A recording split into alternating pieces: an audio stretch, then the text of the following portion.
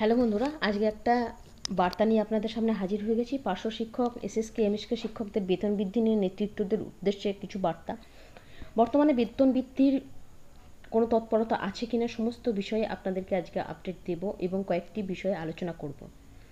আপনাদেরকে এর আগে বারংবার জানিয়েছি যে পুজোর আগে যারা বলছিলেন যে বেতন বাড়বে, সেই নিয়ে আপনাদেরকে বলি, বা এর আগেও বিস্তারিত জানিয়ে দিয়েছিলাম যে পুজোর আগে বেতন বাড়ছে কিনা এরকম কোনো আপডেট কিন্তু নেই। পুজো অলরেডি চলে এসেছে। বেতন বৃদ্ধির অর্ডার পাস করতে বেশি সময় লাগে না, তবুও কিন্তু কোনো তৎপরতা এখনও পর্যন্ত দেখিনি যে পুজোর আগে আপনাদের বেতন বাড়তে চলেছে, এরকম কোনো সরকারি তরফ থেকে কোনো সিদ্ধান্ত বা কোনো তৎপরতা রয়েছে বলে মনে হচ্ছে না। আপনাদেরকে এর আগেও জানিয়েছি যে পুজোর ছুটির মধ্যে আপনাদেরকে কিন্তু লাগাতার জমায়েত, লাগাতার কর্মসূচি রাখতে হবে। এটাই আপনাদেরকে ধরে নিতে হবে মরণ বাঁচন একটা লড়াই, শেষ লড়াই মনে করে কিন্তু আপনাদেরকে এগোতে হবে। বহু বছর ধরে আপনারা অপেক্ষা করছেন, কেউ কেউ 20 বছর হয়ে গেছে চাকরি করছেন, অথচ বেতন বৃদ্ধির মুখ তারা দেখেননি। তো শুধুমাত্র পার্শ্ব শিক্ষকরা নয়, আপনাদের সাথে এসএসকে, এমএসকে, স্পেশাল এডুকেটর, মাদ্রাসা, পৌরসভার সকলকে নিয়ে যদি ঐক্যবদ্ধভাবে আপনারা লাগাতার জমায়েত, লাগাতার কর্মসূচি করেন, তাহলে কিন্তু খুবই ভালো হয়। এই পুজোর কটা দিন বাদ দিলে ঠিক তারপরে যে পুজোর ছুটিটা আছে সেই সময়টাকে কাজে লাগিয়ে আপনারা কিন্তু সেই কাজে এগিয়ে যেতে পারেন।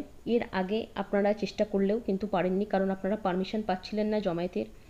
এরপর আপনাদেরকে কিন্তু করুণাময়ী থেকে শুরু করে বিকাশ ভবন সমস্ত জায়গাতে যদি আপনারা আপনাদের কর্মসূচিগুলোকে নেতৃত্বদের মাধ্যমে সংগঠিত করতে পারেন, তাহলে কিন্তু আপনারা আপনাদের যে লক্ষ্য বেতন বৃদ্ধি, সেই লক্ষ্যে কিন্তু পৌঁছে যাবেন। আপনাদেরকে একটা কথা মনে রাখতে হবে, যতজন শিক্ষক শিক্ষিকা রয়েছেন, পার্শ্ব শিক্ষক, এসএসকে, এমএসকে, স্পেশাল এডুকেটর, মাদ্রাসা, পৌরসভার সকল শিক্ষককে নিয়ে কাছাকাছি একটা জায়গায় জড়ো করতে পারলে প্রায় 80%-এর বেশি শিক্ষক শিক্ষিকারা যদি জমায়েতে হাজিরা দিতে পারেন বাড়িতে বসে না থেকে, তাহলে কিন্তু আপনাদের এই আন্দোলন অবশ্যই সফলতার মুখ দেখবে। আপনারা জানেন ইতিমধ্যে কিন্তু অভয়া বা তিলোত্তমা যাই বলুন না কেন, তাকে কেন্দ্র করে জুনিয়র ডাক্তাররা কিন্তু আপনাদের থেকে অনেক অনেক সংখ্যক কম, আপনাদের সংখ্যাটা সেখানে বহুত, সেই জায়গাতেও কিন্তু তারা সরকারের টনক নড়িয়ে দিয়েছে। ধর্নামঞ্চে কিন্তু মাননীয়াকে আসতে বাধ্য করেছে।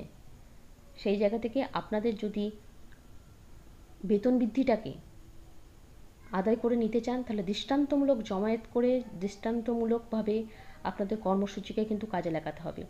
নেতৃত্বদের এক জায়গায় হয়ে প্রত্যেকটা জায়গার, প্রত্যেকটা জেলার নেতৃত্বদের একসাথে বসে রাজ্য স্তরে কোন কোন কর্মসূচি গ্রহণ করা যায়, কিভাবে আপনাদেরকে এগিয়ে যেতে হবে, সমস্তটা আপনাদেরকে এক জায়গায় এক ছাতার তলায় এনে এই আন্দোলনগুলো করতে হবে। আপনাদের একমাত্র প্রধান দাবি যেটা হচ্ছে বেতন বৃদ্ধি, তারপর জয়েনিংয়ের দিন থেকে ইপিএফ চালু করা, এসএসকে এমএসকেগুলোতে আরও নিয়োগ দরকার, নাহলে কিন্তু এগুলো বন্ধ হয়ে যাবে, এবং মৃত্যুকালীন যে টার্মিনাল বেনিফিট আছে সেইটাকে চালু করা।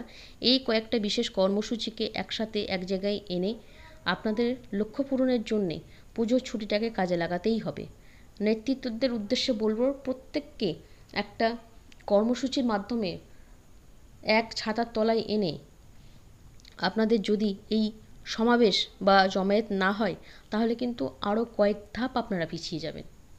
বারংবার এই আপনাদেরকে অ্যালার্ট করার একটাই মানে, পুজোর কটা দিন পর পুজোর ছুটিটাকে কাজে লাগিয়ে আপনারা যদি আপনাদের দাবি দাওয়াগুলো পূরণের পথে না এগিয়ে যান, তাহলে কিন্তু আপনারা কয়েক ধাপ আপনাদের লক্ষ্য থেকে পিছিয়ে পড়বেন।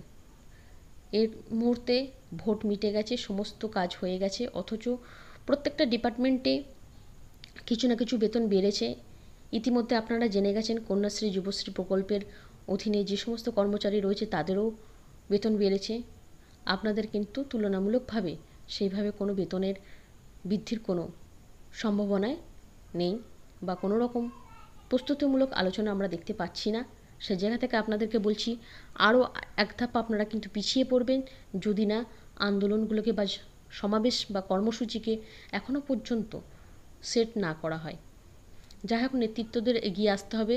প্রত্যেক নেতৃত্বরা, সংগঠনরা যদি এক জায়গায় হয়, তবেই কিন্তু এটা সম্ভব। বিক্ষিপ্তভাবে এটা এখন আর সম্ভব নয়।